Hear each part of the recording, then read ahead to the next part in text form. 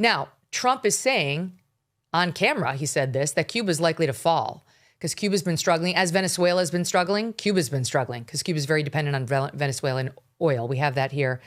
Listen, Sot 11. Cuba is ready to fall. You know? Yes. Cuba looks like it's ready to fall. I don't know if they're going to hold out. But Cuba now has no income. They got all of their income from Venezuela, from the Venezuelan oil. They're not getting any of it.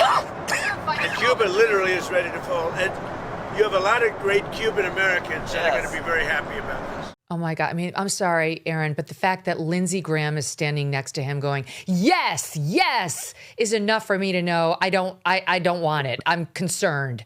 All of the neocons have been celebrating this whole thing like it's, Christmas in January.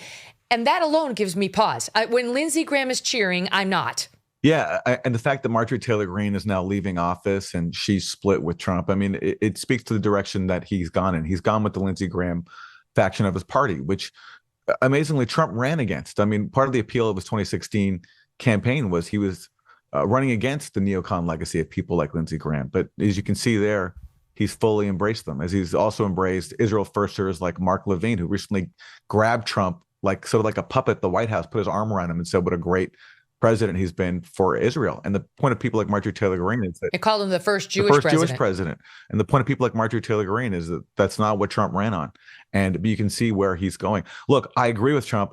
I'll be shocked if Cuba survives all this. They're already in a terrible state, and they rely heavily on Venezuela, and people there are really suffering.